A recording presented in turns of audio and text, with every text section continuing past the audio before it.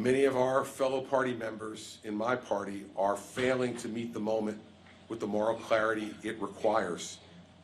But for too many Democrats, blind ideology has obscured that clarity as well. We're told that there is somehow a moral equivalence between Hamas's grotesque inhumanity and regrettable civilian casualties caused by Israel's necessary and justified actions in its own self-defense. There is no moral equivalence, as I said before. And let's remember that Hamas are not freedom fighters for the Palestinian people. They are enslavers of the Palestinian people. And now they are their murderers. President Biden initially has stood very strong in support of Israel, and I compliment him for it. But the fact is, we cannot leave the defense of our allies in the hands of a party that has members that see Hamas terror and Israel defending itself as two sides of the same coin. And this is not just fringe leftist voices on college campuses. We've heard Democratic leaders in Congress call for a ceasefire that would do nothing but allow Hamas to continue their campaign of terror indefinitely. We've heard President Obama say there is fault on both sides. This is just as offensive as when Donald Trump said that there are good people on both sides of the Charlottesville incident. That is two sides of the same coin. And Barack Obama should be ashamed of himself for saying that. These Democrats seem to believe that Israel should find an accommodation with Hamas.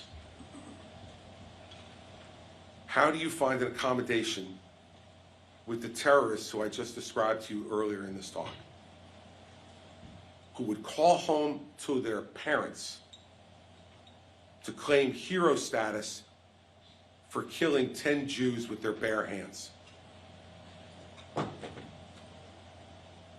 Sadly, the unseriousness of both Republican and Democratic policies in certain corners of our country and the lack of resolve for the U.S. to be a global leader are not new. For more than a century, every generation of Americans have been called upon to confront tyranny and to defend the cause of freedom. And while we always ultimately carry this burden with resolve, it has not always been a straight line.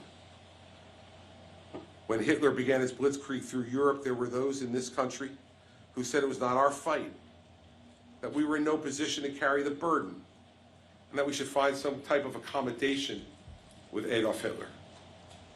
There were even those who tried to argue that somehow there was a moral equivalence because of the aftermath of World War I between Nazi Germany and the Western democracies. Not until the threat was at our doorstep, executed by the Japanese government, did we rise to the occasion. But we did. And in ridding the world of Nazism, we learned, at least I thought we learned, a costly lesson. That America could no longer count on oceans to protect us. That the only thing that truly protects us is our strength and the alliances that we form around the world to support that strength. We learned that every fight for liberty is our fight.